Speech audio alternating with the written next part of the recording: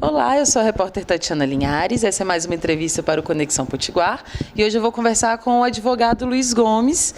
Luiz, obrigado por nos receber no seu escritório mais uma vez. Obrigado a você, estou à disposição para responder as perguntas que você achar conveniente. Hoje a gente vai falar de um assunto que é super atual, tem sido muito discutido em todas as esferas do país, que é a mudança das leis trabalhistas e um pouco mais além disso, né?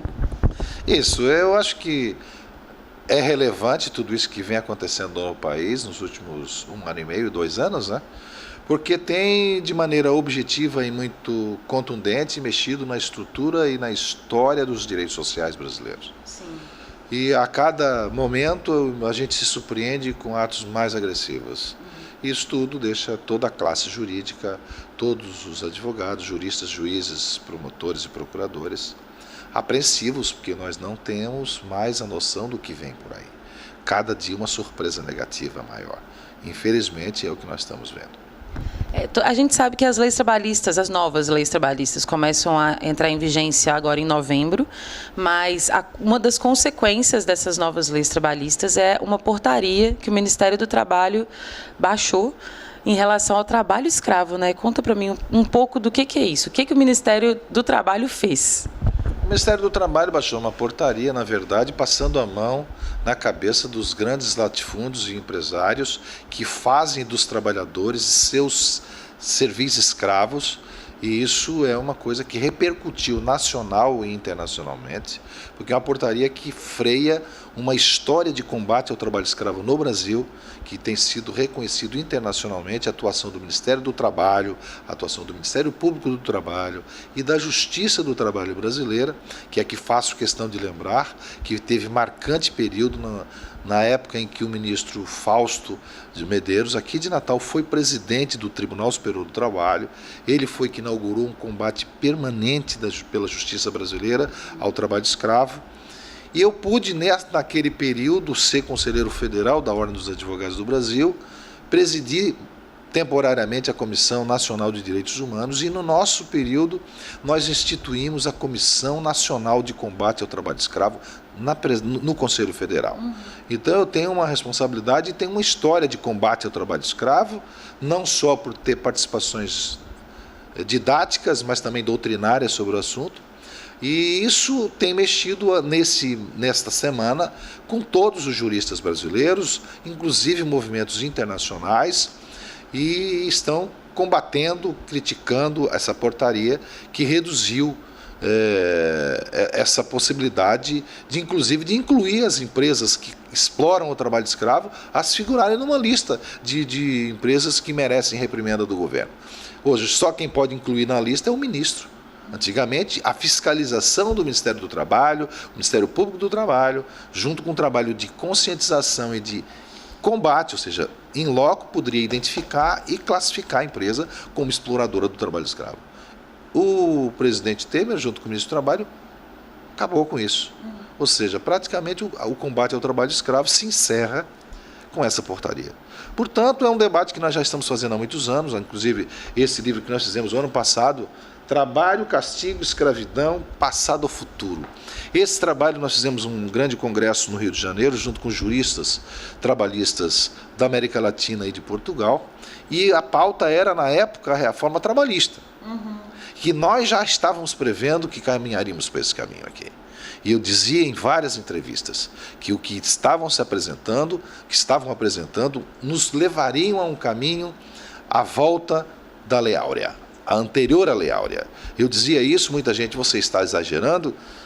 Eu digo hoje com muita tranquilidade, nós chegamos naquilo que eu previ o ano passado. Só falta dizer que está autorizado o tronco, a corrente e o chicote. Infelizmente, o povo brasileiro não sabe do que está acontecendo nos bastidores dessas medidas administrativas. Mas nós que temos conhecimento jurídico, temos obrigações sociais e responsabilidade política, não podemos deixar de dizer para a sociedade que o que está acontecendo é muito grave. É um retrocesso de 100 anos na legislação dos direitos sociais brasileiros. Ou seja, em 2 anos, o presidente Temer conseguiu destruir o que foi construído durante quase 100 anos. Então, acho que é grave isso, nós temos que estar presente no debate. Eu, como jurista, como advogado, como como escritor que escrevo muita coisa sobre isso. Precisamos estar presentes e eu quero me colocar sempre à disposição, se a televisão, se vocês forem promover algum debate sobre isso, convidando todos que têm interesse nisso, eu faço questão de participar, para dizer o que eu estou dizendo aqui e muito mais, porque nós não podemos tolerar o que nós estamos assistindo silenciosamente. Luiz, na prática, como é que a pessoa consegue se defender de uma situação que não faz parte mais da realidade da sociedade brasileira? Quer dizer, a maioria das pessoas acha que o trabalho escravo se extinguiu, mas muita gente vive o trabalho escravo sem imaginar que seja isso, né? Tem formas de se proteger contra o trabalho escravo? Olha bem, nós estamos caminhando por um grau de submissão do povo brasileiro, pela paulatina e continuada atitude dos governantes de fazer com que o povo se submeta a todos os seus caprichos e roubalheiras, que nós estamos inertes e incapazes de reagir. E muitas vezes os trabalhadores, nós assistimos no Rio Grande do Norte, uma gama elevada de trabalhadores que tiveram seus direitos subtraídos, foram tirados da condição de funcionários para a condição de terceirizados, ou seja, saíram de uma grande empresa estruturada para ir para facções sem grandes estruturas, com um salário menor, e eles próprios foram defender essa condição inferior apenas para se manter no emprego. Então nós estamos caminhando para um cenário de que as pessoas se submetem apenas porque precisam comer. E é aí que entra o nosso discurso. Quando a submissão chega a esse ponto, não é difícil dela submeter a toda e qualquer exigência do seu empregador para poder manter o alimento na mesa dos seus filhos. E infelizmente é o que nós estamos acompanhando, estamos assistindo e estamos perplexos porque há uma inércia da sociedade no sentido de reagir a isso, infelizmente. Há luz no fim desse túnel? Eu acho que nós temos que acordar um pouco para esse processo de natureza política que acontece no Brasil. Nós assistimos essa semana, e na semana passada, e no mês passado, e durante o ano todo, uma permeação da impunidade, da corrupção, da perversidade e o silêncio e a tolerância dos poderes, inclusive do Supremo Tribunal Federal. Então isso tudo nos leva a crer que só tem um remédio nesse momento.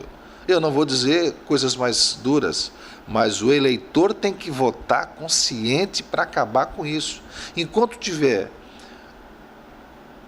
um grupo de pessoas envolvidas até a medula com a corrupção, governando o país, fazendo leis, que essa que você acaba de saber, foi a lei trabalhista, vai vir agora um novo projeto de lei para onerar o plano de saúde do idoso, está vindo um outro projeto que é a sequência desse que eu acabo de dizer, que é a extinção da justiça do trabalho. Então nós estamos caminhando para um fosso que só tem uma resposta a dar.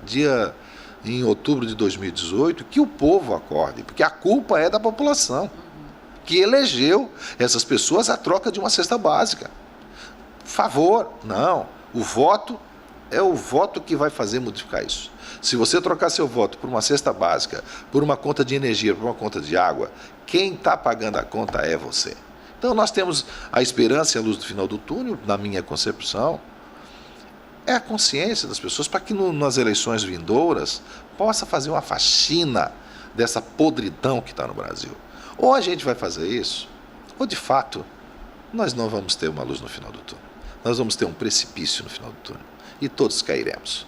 E aí não podemos mais reclamar. Quando nós entrarmos na escuridão, que é um caminho que está muito próximo, se não reagirmos, é a escuridão que vem aí. Nós já passamos por um período de escuridão. Não queremos passar de novo. Não é verdade? Não queremos passar de novo. É essa a minha esperança. Muito obrigada, Luiz. Nós teremos outras oportunidades e outros assuntos para discutir. Obrigada por nos receber novamente. Sempre à disposição para fazer esse radar jurídico com você. Obrigada a você também por sua companhia. Eu sou a repórter Tatiana Linhares para o Conexão Potiguar.